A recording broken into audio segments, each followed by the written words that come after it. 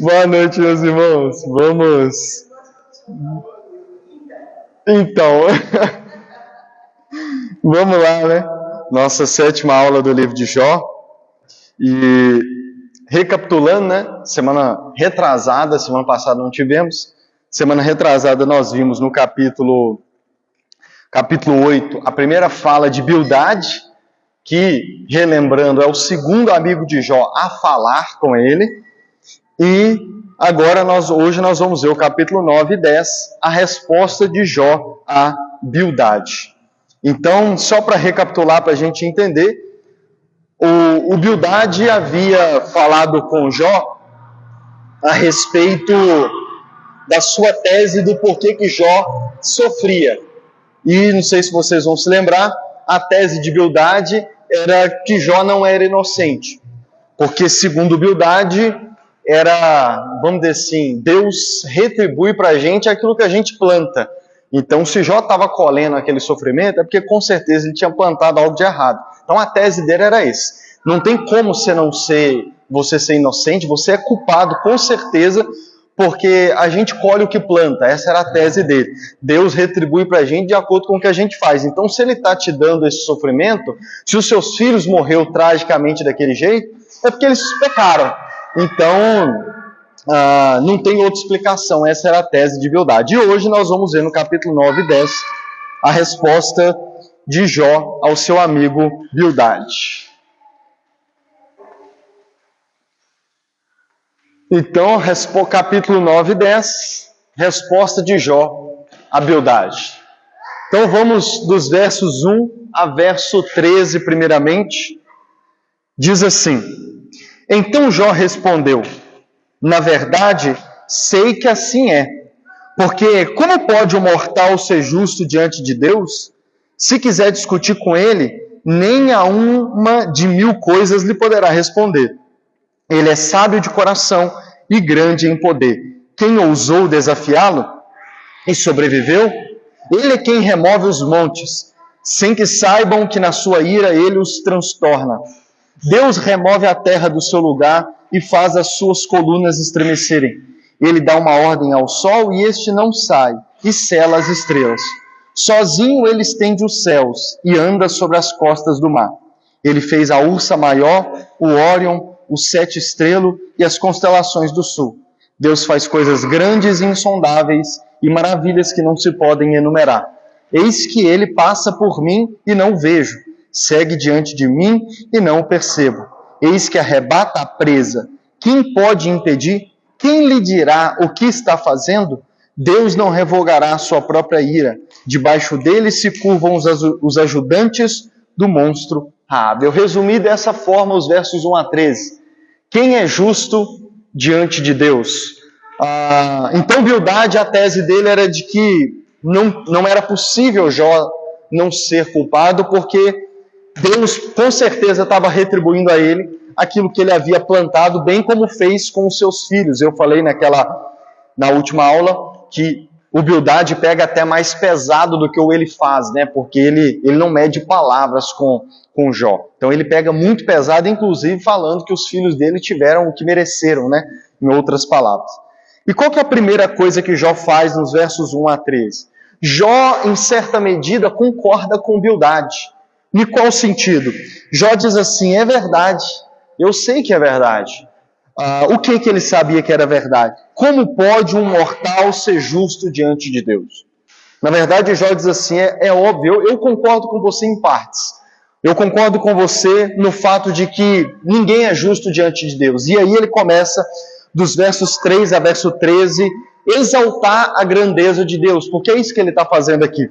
Ele está louvando a grandeza de Deus e ele meio que premedita ali o que Deus vai fazer no final das contas, porque ele diz assim: se Deus quiser discutir com alguém, nenhuma em 1000, ou seja, se Deus te fizer 1000 perguntas, você não vai conseguir responder uma, porque quem pode discutir com ele? Quem pode responder a Deus? Deus é tão sábio, o coração dele é tão grande em poder, que ninguém pode desafiar a Deus. E aí ele exalta como que Deus remove as montanhas, como que ele move as coisas na natureza, como que ele dá ordem ao sistema solar, como que Deus até mesmo controla as constelações, os planetas, as estrelas em seu devido lugar. E ele diz, Deus faz grandes coisas e coisas insondáveis. A tese de Jó é que ninguém é justo diante de Deus, e ele sabia disso. Mas Jó diz assim, mas na verdade quem é? Quem pode fazer alguma coisa? Se Deus decidir discutir com a gente, quem teria a capacidade de responder uma que fosse as perguntas de Deus? E por que eu digo que ele está meio que antevendo aqui? Porque nós vamos ver no final da história que Deus aparece e, se não me falha a memória, Deus faz mais de 170 perguntas para Jó.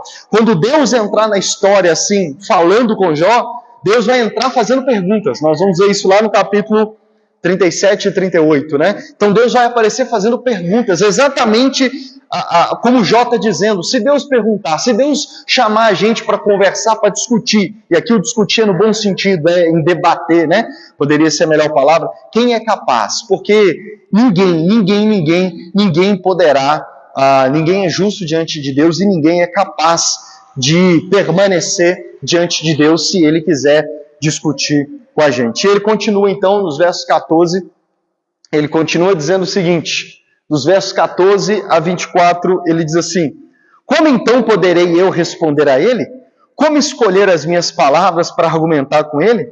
Ainda que eu fosse justo, não lhe responderia, pelo contrário, pediria misericórdia ao meu juiz. Ainda que eu o chamasse e ele me respondesse, nem por isso eu creria que ele deu ouvidos à minha voz, porque me esmaga com uma tempestade e sem motivo multiplica as minhas feridas. Não me permite respirar, porque me enche de amargura. Se é uma questão de força, ele é o forte. Se é uma questão de justiça, ele dirá, quem pode me intimidar? Ainda que eu seja justo, a minha boca me condenará. Embora eu seja íntegro, ele me declarará culpado. Eu sou íntegro, mas não me importo comigo, não faço caso da minha vida. Para mim é tudo a mesma coisa. Por isso digo, ele destrói tanto os íntegros quanto os perversos. Se um flagelo mata de repente, ele rirá do desespero dos inocentes. A terra está entregue nas mãos dos ímpios, e Deus ainda cobre o rosto dos juízes. Se ele não é o causador disso, quem seria? Resumido dessa forma, os versos 14 a 24. Nem mesmo os íntegros podem discutir com Deus, que é basicamente ele continuando o argumento dele. Ele fala assim, como poderei eu responder a Deus? É o que ele estava dizendo. Se Deus decidir discutir com a gente, quem é que pode debater com Deus? Quem é que pode questionar Deus? E aqui ele continua dizendo, como que eu vou responder a ele se ele aparecer para falar comigo? Como que eu vou argumentar com ele? Qual as palavras eu vou usar? E ele diz assim, ainda que eu fosse justo, eu nada lhe responderia. Pelo contrário, pediria misericórdia ao meu juiz. Irmãos, nós vamos ver que o livro de Jó é um dos principais da Bíblia que exalta de forma assustadora a soberania de Deus. Assim, porque o que a gente vê, como eu tenho dito para vocês, é que Jó, ele, mesmo sem entender o porquê, mesmo sem permitir que o coração dele se tornasse totalmente mau a ponto de negar a Deus, mesmo ele sem saber explicar, no fundo, Jó sabia que Deus ele estava sob o controle da situação e que aquilo só estava acontecendo porque Deus havia permitido. E o que ele vai fazer é sempre, Jó exalta a soberania de Deus, e é o que ele está fazendo aqui. Ele diz, se Deus decidir falar, quem pode falar alguma coisa é perder? Quem pode argumentar com ele? E outra, ele diz assim, ainda que ele me chamasse para conversar, eu nada responderia. Pelo contrário, ainda que eu fosse justo, ainda que eu tivesse certeza da minha justiça, da minha santidade, eu não tentaria argumentar com ele. Pelo contrário, eu pediria misericórdia. Irmãos, isso aqui é algo que a gente tem que aprender hoje em dia, porque nas nossas igrejas hoje em dia tem se criado uma imagem de um Deus que são várias as teologias, tanto a teologia da prosperidade, que te ensina a barganhar com Deus, quanto também a teologia coach, que meio que, em outras palavras, faz com que Deus se torne aquele que vai fazer você feliz, e Deus não pode fazer nada assim, Deus não pode permitir desgraça nenhuma na sua vida, que ele já entra em xeque, que a gente já começa a questionar. E Jó nos mostra, irmãos, o que Jó está fazendo é dizendo o seguinte, olha, ainda que eu fosse justo, ainda que eu tivesse certeza da minha santidade, se Deus me chamasse para conversar, eu não ia tentar argumentar, eu ia clamar por misericórdia. Irmãos, como nós temos que aprender isso hoje? Adiante de um Deus que, se de fato cremos que Deus é soberano, irmãos, nós precisamos aprender que a melhor postura diante desse Deus é uma postura de quebrantamento, é uma postura em que não tenta argumentar, não tenta barganhar, não tenta, como em alguns lugares ensina, pôr Deus contra a parede. Pelo contrário, Jó está dizendo, se ele me desse a oportunidade de falar, eu ia clamar por misericórdia. Eu não ia nem preocupar em argumentar e me defender. Pelo contrário, eu ia dobrar meu joelho e falar, Senhor, tem misericórdia de mim. E ele continua dizendo, porque ele me esmaga como a tempestade, não me permite respirar. Se é uma questão de força, ele é mais forte do que eu. Se é uma questão de justiça, ele diz, quem vai me intimidar? Jó está dizendo mais ou menos assim, olha, se é uma questão de disputar, de mostrar força, Deus é mais forte, com certeza ele é mais forte do que eu. Se é uma questão de justiça, porque o que Jó poderia? Nós sabemos da integridade de Jó, lembra-se disso, Jó é íntegro, amém? O próprio Deus testifica isso. Mas Jó não se apoia nem mesmo na certeza da sua integridade. Porque ele diz, olha, diante de Deus eu não sou justo, eu não sou inocente. E na verdade ele diz assim, pelo contrário, se é uma questão de força, ele é mais forte do que eu. Se é uma questão de justiça, quem que pode... É outra coisa que temos que aprender hoje em dia, que nós aprendemos com Jó. Irmãos, às vezes nós queremos, ainda que inconsciente, nosso modo de viver, queremos ensinar a Deus a justiça. Porque quando acontece uma situação, qual que é a primeira tentação nossa? É já logo dizer, é injusto isso que está acontecendo. E aí entra em conflito com nossa crença na soberania de Deus. Porque às vezes a gente pode até acreditar que Deus é soberano sobre todas as coisas, que Ele está no controle de todas as coisas, mas ainda assim nós somos tentados, e talvez ainda mais por acreditar na soberania de Deus, que Ele está no controle das coisas, nós então somos tentados a acreditar que então Ele não é justo. Porque ele termina o verso dizendo assim, Deus é o causador disso, como poderia ser outro? Tudo que está acontecendo comigo é muito forte para não ser Deus, porque Ele é mais forte. Então, se é uma questão de justiça, eu não tenho o que dizer. Ainda que eu seja justo, a minha boca vai me trair, a minha boca diante desse Deus, ela vai me condenar. Então, irmãos, e o que ele diz também é que Deus, ele é soberano e Ele mantém a sua soberania, não apenas na vida, contra a vida dos ímpios, daqueles que fazem o errado, para colher o que eles plantaram, como era a tese de Bildade. Mas Jó traz uma discordância de Bildade. Jó diz assim, até com os íntegros, Deus é soberano e Ele pode, de certa forma, pesar a mão. Em outras palavras é o que ele está dizendo. Deus faz o que quer, o que lhe apraz, até com os íntegros. Em outras palavras, ele está dizendo, eu discordo de você, Bildade, quando você diz que Deus, aqueles que são íntegros, Deus sempre vai fazer o que é bom. Não, Jó está dizendo, não. Às vezes você pode ser íntegro e ainda assim Deus pesar a sua mão sobre você e permitir que coisas que você nem entende aconteçam na sua vida. E Jó, ele está falando isso a partir da sua própria experiência. E aí ele vai continuar dizendo, verso 21, ele diz, eu sou íntegro, mas não me importo comigo. Não faço caso da minha vida. Mesmo tendo certeza da sua integridade, que é o que ele vai fazer em todo o livro, Jó não se apega a isso. Às vezes a gente é muito seguro de nós, né? Senhor, mas eu sou teu servo, olha como eu tenho te servido, olha como eu tenho sido fiel, por que o Senhor deixou? A gente se apoia muito na nossa integridade. E o que nós aprendemos com Jó é que, ainda que você tenha assim, convicção de que você está fazendo tudo certinho, se Deus está permitindo algumas situações acontecerem, como Jó diz aqui, é melhor se calar diante dele. Não é tentar falar com ele, Senhor, eu tenho andado certinho, e o Senhor está sendo injusto, por que o Senhor está permitindo? Me explique isso daí. Não, Jó está dizendo, olha, é melhor dobrar o joelho e clamar por misericórdia, porque Ele é mais forte que a gente. Se a gente tentar disputar com Ele, Ele vai ganhar, com certeza. E ele continua nos versos 25. Verso 25 a 35. Os meus dias são mais velozes do que um corredor, fogem sem ter visto a felicidade, passam como barcos de junco, como a águia que se lança sobre a presa.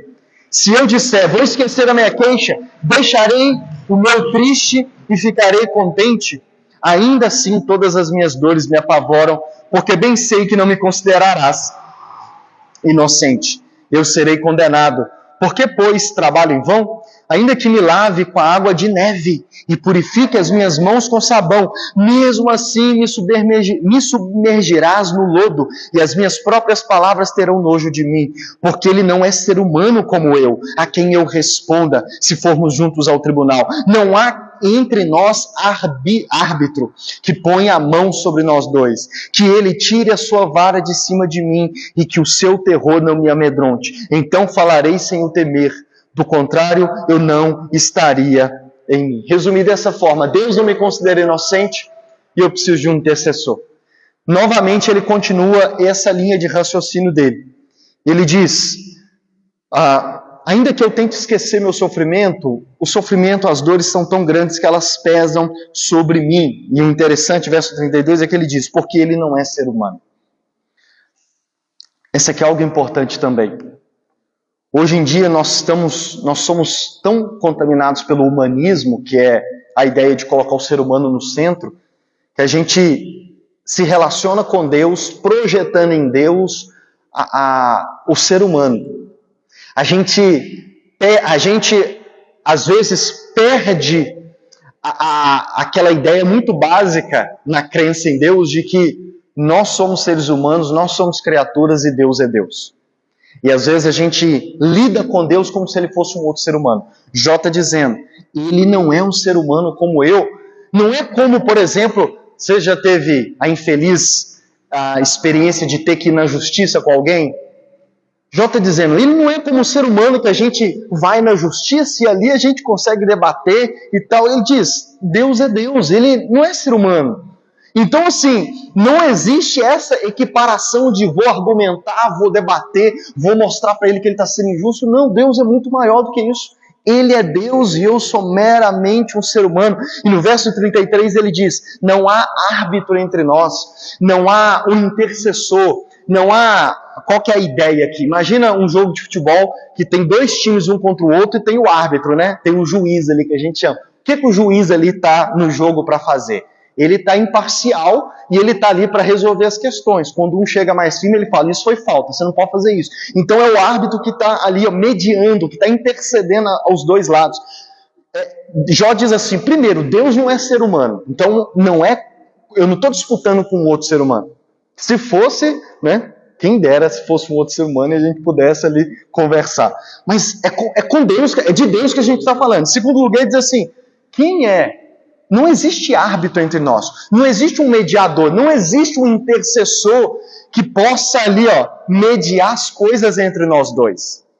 E só, não vou falar hoje, mas no final dessa série de aulas eu já falei com você que depois que a gente abordar todos os livros, todos os capítulos, eu vou voltar, e aí muito mais rápido, nos capítulos mostrando como que as queixas e as teologias do livro de Jó nos apontam para Jesus. E aqui já é uma delas, né? Na época de Jó, Jó diz, não tem intercessor entre mim e Deus. E hoje nós temos um intercessor que é Jesus. Mas vou deixar isso para depois. Primeiro vamos analisar o livro de Jó da perspectiva nossa aqui. Depois a gente vem com a boa notícia para a gente passar. E aí entramos no capítulo 10. Capítulo 10, verso 1 a 7. Jó diz assim, estou cansado de viver. Darei livre curso à minha queixa, falarei na amargura da minha alma, pedirei a Deus, não me condenes, faze-me saber o que tens para mim. Será que tens prazer em me oprimir, em rejeitar a obra das tuas mãos e em favorecer o conselho dos ímpios? Por acaso tem olhos de gente? Ou vês tu como vê uma pessoa? São os seus dias como os dias de um mortal? Ou são os teus anos como os anos de um ser humano? Para te informares da minha iniquidade e indagares o meu pecado? Bem sabes que eu não sou culpado, todavia não há ninguém que possa me livrar da tua mão. No capítulo 10 agora, Jó começa, como ele diz no verso 1, dá liberdade para sua queixa. Jó diz assim, olha, ele deixa de responder agora ao seu amigo, seus amigos, e se volta novamente para Deus. E ele agora vai falar diretamente com Deus no capítulo 10. E o que ele começa a dizer é, estou cansado de viver. Ele repete isso de novo. E ele diz: vou dar vazão à minha queixa e à amargura da minha alma. Em outras palavras, ele está dizendo: quer saber? Eu vou desabafar com Deus mesmo. Eu vou falar com Deus. Vou falar e vou falar: não me condenes. Por que o Senhor está fazendo isso contra mim? O Senhor tem prazer na minha opressão? O Senhor tem prazer no meu sofrimento? E aí, irmãos, aqui no capítulo 10 a gente vai ver como que... percebe como que Jó, ele vai... Jó não é aquele cara assim que a gente olha para ele e fala assim: eu estou longe de ser um Jó. Porque a imagem que a gente tem às vezes de Jó é que ele foi um cara que permaneceu assim, certinho o tempo todo. Mas não, a gente vai ver que Jó estava, como o pessoal gosta de dizer hoje, né, no mix de sentimento. Ele estava meio que exaltando a soberania de Deus, de certa forma, vamos dizer assim, né, crendo e aceitando que Deus era soberano. Só que agora no capítulo 10 ele vai desabafar de novo com esse mesmo Deus. E ele vai falar assim: por acaso o Senhor está analisando as coisas como um ser humano? Por acaso o Senhor tem prazer que eu me oprima? O Senhor vai rejeitar a obra das suas mãos? Em outras palavras, o Senhor me criou e agora está fazendo isso tudo comigo? E aí ele começa a falar: olha, o Senhor pensa a sua vida, a vida é como de um ser humano? Em outras palavras, Jó está questionando a Deus pesado aqui, irmãos. Ele está dizendo: a impressão que eu tenho é que o Senhor está agindo comigo como um ser humano. Então, percebe como que do capítulo 9 para o capítulo 10, ele mudou. Ele estava atestando para os amigos que Deus não é ser humano e agora ele já está lamentando. Por quê, irmãos? Porque, irmãos, Jó nos ensina e nos mostra um ser humano real. Um ser humano que, por não entender os porquês do sofrimento, ele tem altos e baixos, irmãos. Jó tem altos e baixos em que, assim, em um momento, ele tá, literalmente seria isso. A gente olharia Jó e diria assim: Jó é bipolar. Porque uma hora ele está exaltando a Deus, aceitando a soberania, falando da soberania gloriosa de Deus, agora ele já está se queixando diante de Deus. E, irmãos, ele nos mostra essa humanidade em que, apesar de ter sido, e é por isso, irmãos, que Jó é um excelente exemplo para nós. Porque quando a gente estuda a vida dele, ele não é um cara que permaneceu firme o tempo todo. Ele teve os seus momentos, os seus baixos. Ele teve suas lamúrias. Ele teve os momentos em que, mesmo acreditando na soberania de Deus, ele foi reclamar que é esse Deus. De certa forma, ele questiona Deus: o Senhor está tendo prazer no meu sofrimento? Né? E ele faz isso, irmão, mostrando que, assim, um cristão, um crente, vou falar a linguagem de crente, que no Novo Testamento é a linguagem de cristão, mas a linguagem do Antigo Testamento de ser crente, já nos mostra um crente que não é um crente que não tem conflitos internos. Jó nos mostra um crente muito parecido com nós hoje. E é por isso que ele é um exemplo para nós. Porque se Jó fosse, por exemplo, é diferente de Jesus. Jesus foi perfeito. Certo? Jesus foi perfeito. Agora, Jó não. Jó, ele é muito mais próximo de nós, porque Jó, ele tem mais momentos baixos, vamos dizer assim.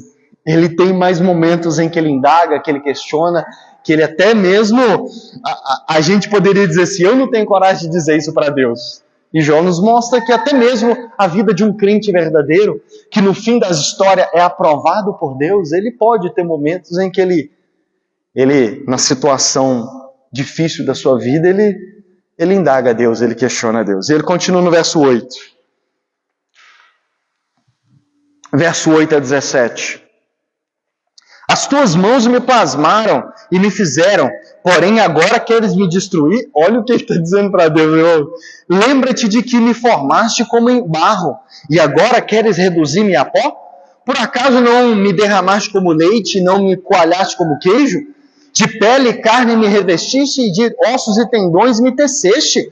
Tu me deste a vida e bondade, e o teu cuidado guardou meu espírito. Mas ocultaste essas coisas no teu coração, e agora sei que este era o teu plano. Se eu pecar, tu me observas, e da minha iniquidade não me perdoarás. Se for iníquo, ai de mim, e se for justo, não ouso levantar a cabeça, pois estou envergonhado e olho para a minha miséria. Porque se levanto a cabeça, tu me caças como um leão feroz, e de novo revelas o teu poder maravilhoso contra mim. Renovas contra mim as tuas testemunhas e multiplicas contra mim a tua ira. Males e lutas se sucedem contra mim. Ele diz, o Senhor me criou, o Senhor me formou, até com uma visão cristã bíblica, de que todo ser humano ele é formado por Deus. E aqui ele inclusive faz luz, né, ao Salmo 139, que diz, tu viste quando eu ainda era uma substância informe no ventre da minha mãe, e o Senhor desenhou e escreveu todos os meus dias. Aqui Jó diz, o Senhor me moldou, me modelou como barro. Então ele diz, o Senhor me revestiu de pele, tendo aquela visão de que Deus de fato nos cria nos mínimos detalhes, cria nós seres humanos nos mínimos detalhes. Jó diz, o Senhor me deu vida, me deu bondade e guardou meu espírito, mas agora ocultou o porquê desse sofrimento de mim. E eu vejo que agora era o seu plano ocultar. Jó está dizendo, Senhor, o Senhor me criou, me guardou até aqui, mas agora o Senhor escondeu de mim, escondeu no teu coração o porquê de tudo isso. E ele diz assim, se eu pecar, eu sei que o Senhor está me observando. Se eu for iníquo, se eu for infiel, ai de mim. Ai de mim. Isso aqui é algo que a gente tem que resgatar, irmãos. Convicção do pecado. Por quê? Jó diz, se eu for iníquo, e ele sabia que não era. Jó diz, se eu for iníquo, ai de mim. Nos lembra Isaías, né? Quando viu o Senhor sentado no alto sublime trono, que ele diz assim, os meus olhos viram o rei, e eu vi que eu era um homem de impuros lábios, e eu disse, ai de mim. Irmãos, nos falta hoje em dia essa convicção de pecado. Hoje em dia é muito comum as pessoas falarem, não, porque eu sei que eu sou um pecador, não, eu sei dos meus erros, mas quem me julga é Deus. Irmãos, e as pessoas dizem isso numa boca boa, porque a gente já perdeu noção disso. Jó diz, se eu for iníquo, ai de mim, ai de mim. A gente perdeu essa noção da santidade, da justiça de Deus, de forma que às vezes a gente fala que reconhece os pecados, mas a gente não diz ai de mim. A gente acha que no fim vai dar tudo certo, as pessoas vivem a sua vida de iniquidade e acham que no final Deus vai perdoar, que Deus não se importa. Ele diz, se eu pecar, o Senhor está me observando, e o Senhor não vai perdoar a minha iniquidade. Então ele diz, se eu for iníquo, ai de mim, porque, irmãos, é mais ou menos o que Jó está dizendo. Se eu, sendo justo e íntegro, e tendo certeza disso, o Senhor tem feito isso comigo, imagina se eu fosse ímpio. É o que Apocalipse nos aponta, né? Que naquele dia do juízo, as pessoas vão procurar a morte e não vão encontrar. As pessoas vão ranger os dentes e não vão encontrar alívio, porque naquele dia não haverá misericórdia. Mas Jó também diz, mas se eu for justo, e aí ele repete de novo com outras palavras, eu não vou ousar levantar a cabeça. Ainda que eu seja justo, eu não vou levantar minha cabeça diante do Senhor, eu vou curvar ela porque eu sei que Ele é como um leão feroz, de que a sua ira se multiplica contra aqueles que permanecem em pecado. E ele vai finalizar nos versos 18 a 22. Jó diz, por que me tiraste do ventre da minha mãe? Eu deveria ter morrido antes que um olho me visse. Teria sido como alguém que nunca existiu, e já do ventre teria sido levado à sepultura. Não são poucos os meus dias? Cessa, pois, e deixe-me em paz, para que por um pouco eu tome alento, antes que eu vá para o lugar do qual não voltarei, para a terra das trevas e da sombra da morte. Terra de escuridão, de trevas profundas, terra de sombra da morte e do caos, onde a própria luz é como a escuridão. E aí ele termina o capítulo 10 de novo com aquele mesmo tom do capítulo 3, do seu primeiro lamento. Senhor, por que o Senhor me deixou nascer? Era melhor eu ter morrido antes de nascer e ninguém tivesse nem me visto. E ele diz assim, já não basta?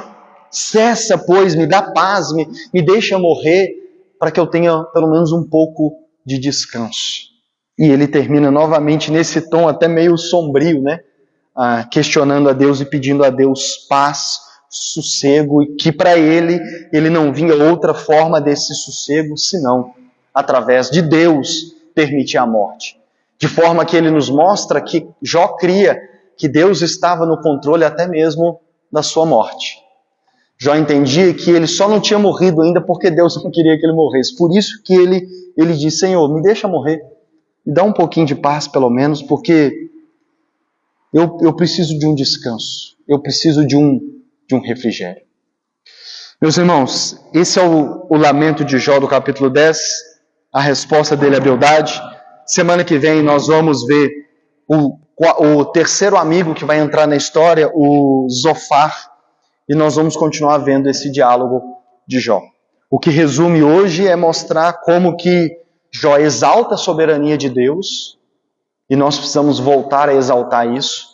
Jó reconhece que mesmo sendo justo, diante de Deus, você não entra naquela postura altiva de vou debater com ele, não, eu vou mostrar porque eu estou certo, porque, está entendendo? Não, Jó nos mostra que mesmo estando íntegros em santidade, diante desse Deus glorioso, a gente tem que curvar a cabeça. É ficar calado, é ouvir e não falar. É como diz Eclesiastes, é guardar o pé quando entrar na presença de Deus. E ele termina de modo ali, naquele momento em que novamente ele questiona a Deus. Mas é sempre bom lembrar que por mais que a gente leia palavras de Jó, pesadas que a gente diria, eu não teria coragem de falar isso, Jó está falando com Deus. E essa também é uma das lições que a gente aprende no livro de Jó. Amém? Nós vamos agora para um momento de perguntas, respostas e comentários aqui. Vou finalizar a transmissão. Você que nos acompanhou ou ouviu a gravação, até semana que vem. Deus abençoe vocês.